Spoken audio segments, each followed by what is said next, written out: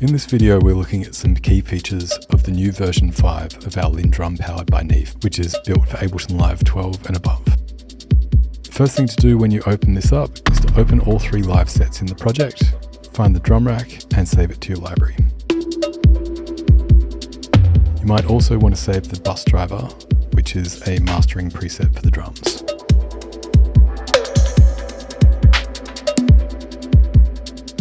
Big picture overview of some of the features. We have 16 sound design controls that affect the whole drum kit, plus 16 controls per sound, as well as 16 effects controls for sounds that are organized into groups.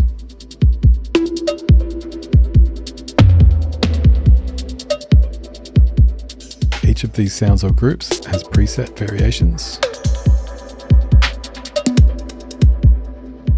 and the weighty version of this project includes a template for mixing, recording and editing the full kit and individual stems.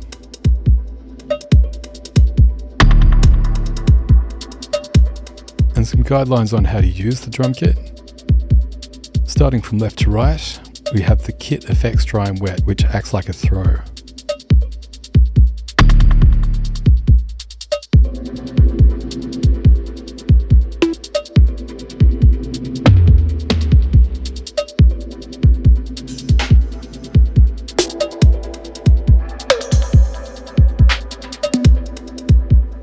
Then we have the kit effects select, which will gradually fade between a series of complex effects chains.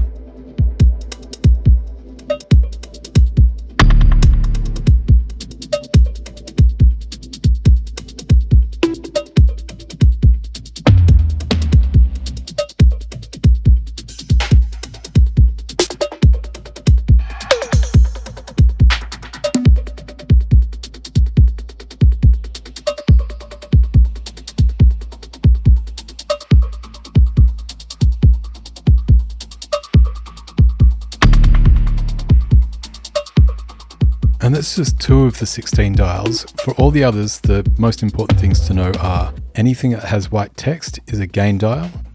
All the other parameters interact with each other. So depending if you have one setting high, another low, it'll behave completely different than if you have both set high or mid or low. And also the color groupings indicate that there's a specific reaction between those dials. But you don't need to be an expert on any of these things. The randomize button will never get you into trouble. Just randomize until you find something you like, then hit the new button to save that as a variation. For each sound, you can randomize the sound.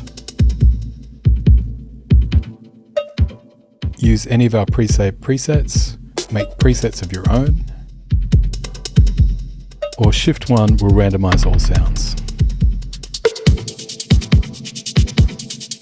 And you'll notice that whenever you randomize or change the sounds, it changes how the effects respond.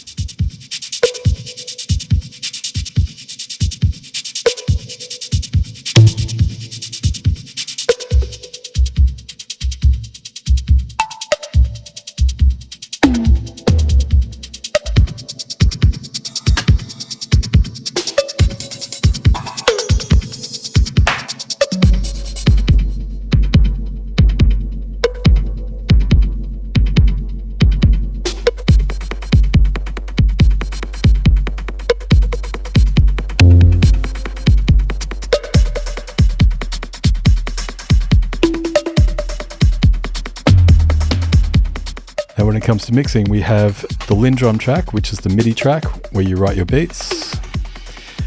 And this is where you also do all the sound design using all these controls. This then runs through the bus driver for mastering, which you can alter with the presets.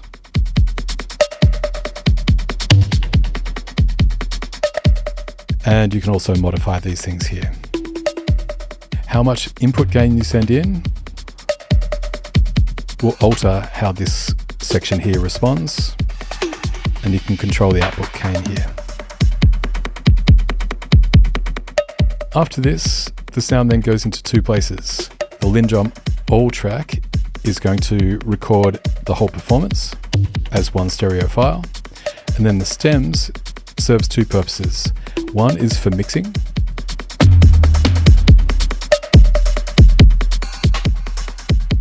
And it also acts as stem separation for any recording and editing you want to do. Notice that on some of these tracks, I've got effects.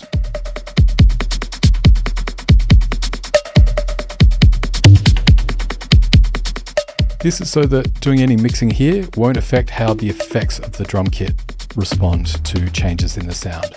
So once you've done your sound design, come over here to do all the mixing, and all the effects will stay as they were. So if I want to record now,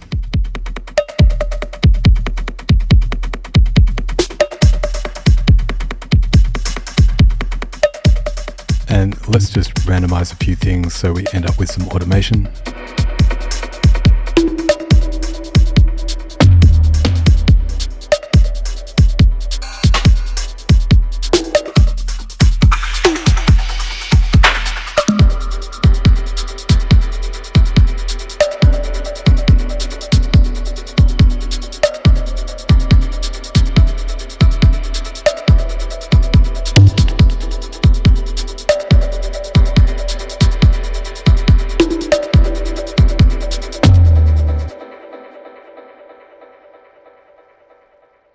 Now that that's all recorded, what we have up here, we have the MIDI, so we can edit the MIDI and do any re-recording if need be.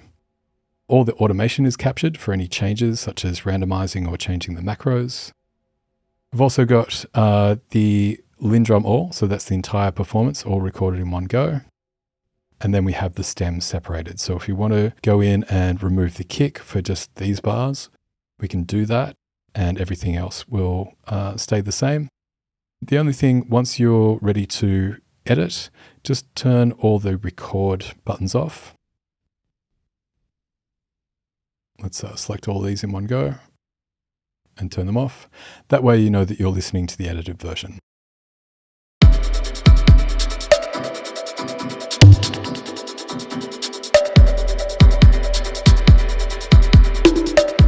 I might want to get rid of that conga.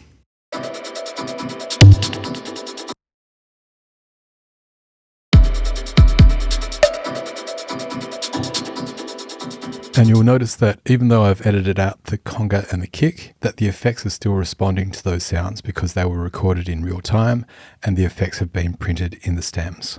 So that's it for this pack. There's plenty more little Easter eggs you can find in there, but that should give you an overview to get started. All right, peace.